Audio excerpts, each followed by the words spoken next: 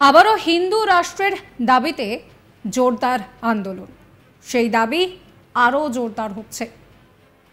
রাস্তায় একেবারে নেমে পড়েছেন শত শত বিক্ষোভকারী। তারা স্লোগান দিচ্ছেন, তারা দেশে পুনরায় রাজতন্ত্র জারির দাবি করছেন। আর সেই নিয়েই কিন্তু রীতিমতন পরিস্থিতি উত্তপ্ত হচ্ছে। শত শত বিক্ষোভকারী তারা রাস্তায় নেমে পড়েছেন এবং তাদের কিন্তু একটাই দাবি, রাজতন্ত্র জারির।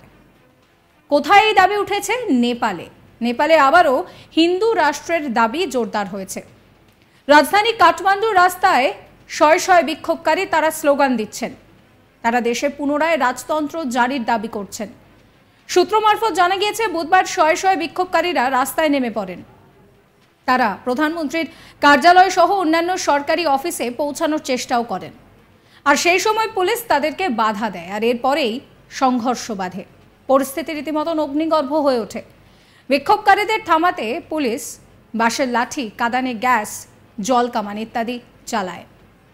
নেপালের রাষ্ট্রীয় প্রজাতন্ত্র পার্টির নেতৃত্বে এই বিক্ষোভ চলছিল। তারা স্লোগান দেয়, আমরা আমাদের দেশ ও রাজাকে আমাদের জীবনের চেয়েও বেশি ভালোবাসি। প্রজাতন্ত্র বিলুপ্ত করে রাজতন্ত্র ফিরিয়ে দিতে হবে। এর আগে প্রজাতন্ত্র পার্টিও ফেব্রুয়ারিতে প্রধানমন্ত্রীর কার্যালয়ে 40 দফা স্মারকলিপি পাঠিয়েছিল। এতে দুর্নীতি দমনের দাবি ওঠে। প্রকৃতপক্ষে 2006 সালে নেপালে রাজতন্ত্রের বিরুদ্ধে বিদ্রোহ তীব্র হয়। কয়েক সপ্তাহের বিক্ষোভের পর তৎকালীন রাজা জ্ঞানেন্দ্রকে পদত্যাগ করতে হয়েছিল এবং সংসদের কাছে সমস্ত ক্ষমতা হস্তান্তর করতে হয়েছিল। 2007 সাল থেকে নেপালকে হিন্দু থেকে ধর্মনিরপেক্ষ দেশ হিসেবে ঘোষণা করা হয়। পরের বছর রাজতন্ত্র আনুষ্ঠানিকভাবে বিলুপ্ত হয় এবং নির্বাচন অনুষ্ঠিত হয়। এর মধ্যে দিয়ে 2040 সেই সময় পর্বে কিন্তু রীতিমতন তার মধ্যে রাজতন্ত্রের অবসান হবে, সেই দাবি কিন্তু ওঠে।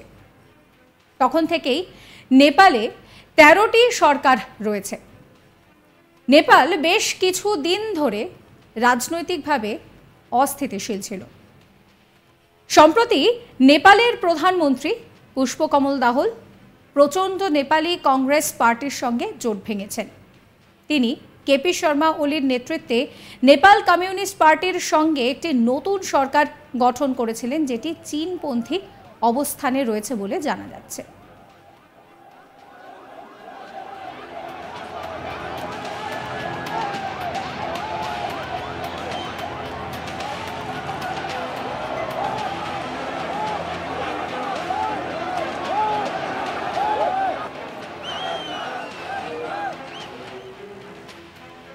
এইসবের মধ্যেও রাজতন্ত্রের সঙ্গে যুক্ত একাধিক দল দেশের প্রধান দলগুলির বিরুদ্ধে দুর্নীতি ও অপশাসনের অভিযোগ আনছে।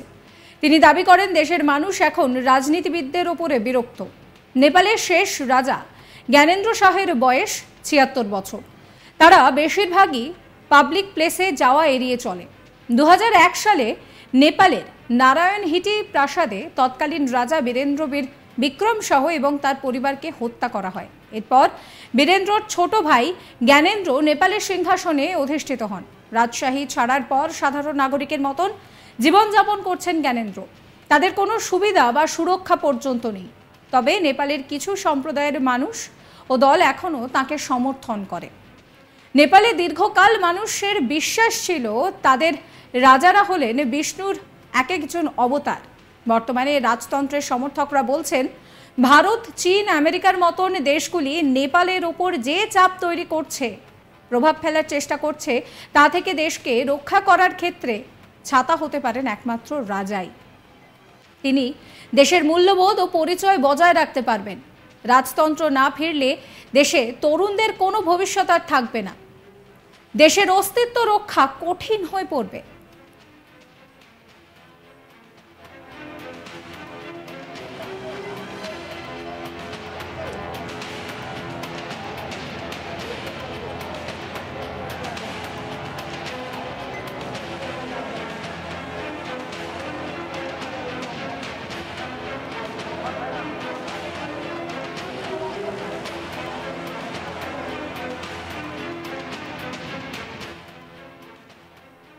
সাবস্ক্রাইব করবেন আজ তাক বাংলার ইউটিউব চ্যানেলকে, ফলো করবেন হোয়াটসঅ্যাপ চ্যানেলও।